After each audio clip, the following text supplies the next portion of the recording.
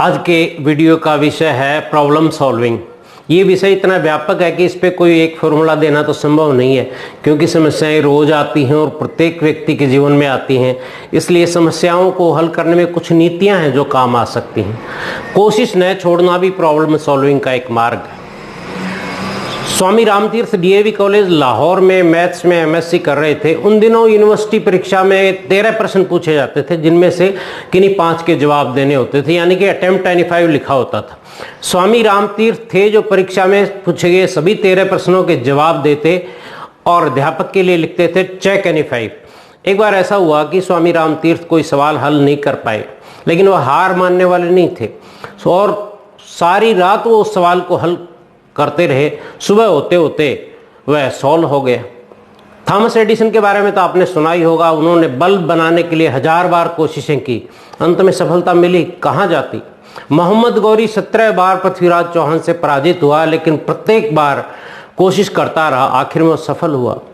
एक बार एक कुम्हार का गधा कुएं में गिर गया, उसे निकालने का कोई उपाय नहीं था। उसने गांव के लोगों को सहायता के लिए बुलाया और ये निर्णय लिया कि भाई इससे अच्छा कि पशु भूख प्यास से मरे, अच्छा होगा कि हम इस पर मिट्टी डाल देते हैं। सारे लोग मिलकर उस पर मिट्टी डालने लगे, लेकिन एक आश्चर्यजनक बात हुई। जैसे ही गधे पे मिट्टी गिरती, वह हिल करके उसे नीचे गिरा देता। गधा ऊपर आने लगा और आखिर में सतह के बराबर पहुंच गया। जो लोग हिम्मत नहीं हारते, वे समस्याओं को हल कर ही लेते हैं। उदयपुर के प्रसिद्ध बापना मेमोरी इंस्टीट्यूट के राज बापना बताते हैं कि उन्हें केमिस्ट्री से बहुत डर लगता था, इसी कारण उनके कम नंबर आते थे। तो उन्होंने एक फैसला किया कि बाकी विषयों को तो वो बारी बारी से पढ़ते, लेकिन केमिस्ट्री का एक लेसन रोजाना पढ़ते थे। पढ़ते पढ़ते पढ़ते उनको इतना याद हो गया कि उन्होंने केमिस्ट्री में टॉप किया और बाद में बिट्स पिलानी में दाखिला मिल गया। कई बार बुद्धि के प्रयोग से भी समस्याओं का हल किया जा सकता है। जब अलेक्जेंडर के सैनिकों ने 10 साल तक लगातार युद्ध करने के बाद आगे युद्ध करने से मना कर दिया, तो सिकंदर के सामने विकट समस्या होगी। एक सेनापति से उसकी सेना विद्रोह कर देगी, बहुत ही शर्मनाक स्थिति है और इतने अधिक सैनिकों से लड़ना भी आसान नहीं था। उसने सूझबूझ से काम लिया और कहा कि भाई ठीक है, आप लोग युद्ध नहीं करना चाहते हैं ना और देश वापस जाना चाहते हैं तो जरूर जाइए, लेकिन मेरा एक निवेदन है। उसने अपने देश का झंडा जमीन पर बिछा दिया और ये कहा कि जो भी सैनिक वापस जाना चाहता है वो इस झंडे के ऊपर से चल कर जाए। इसके लिए कोई सैनिक कभी तैयार थोड़ी हो सकता है। सिकंदर की ये युक्ति काम आई और उसके सैनिक फिर से युद्ध करने के लिए तैयार हो गए। इस प्रकार बुद्धि के प्रयोग से समस्याओं का चतुराई से हल किया जा सकता है। कोलंबस जब समुद्री यात्रा के लिए निकला था तो अपने साथ के लोगों को उसने बड़े सपने दिखाए थे, लेकिन हुआ इसका उल्टा। महीनों के सफर के कारण जहाज पर राशन भी खत्म हो गया और लोगों के पास खाने को कुछ नहीं था। उन्हें कोलंबस पर गुस्सा आ रहा था। एक दिन जहाज में सवार लोगों ने कहा कि हमारी इस हालत के लिए यही आदमी जिम्मेवार है, क्यों न इसे उठाकर समुद्र में फेंक दिया जाए।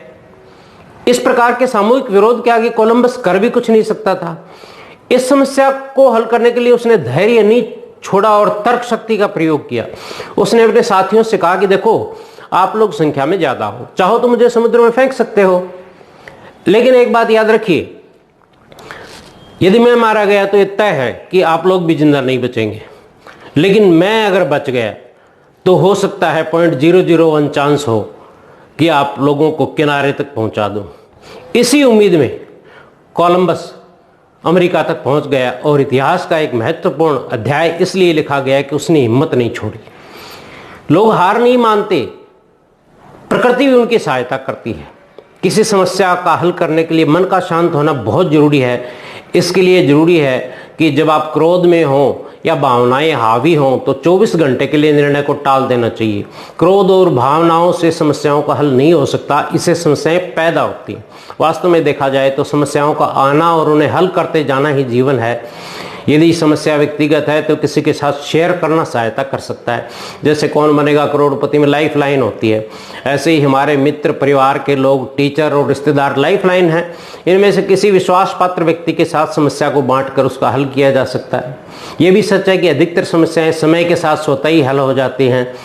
यदि समस्याओं का नाम बदलकर हम चुनौती रख लें तो बड़ा अच्छा हो सकता है, क्योंकि समस्याएं कोई नहीं चाहता, लेकिन चुनौतियों को आदमी स्वीकार करना चाहता है। यदि मुझसे पूछते हैं कि एक शब्द में समस्याओं का क्या हल है, तो वह है एक्शन। मुझे सुनने के लिए आपका बहुत बहुत धन्यवाद। नमस्कार।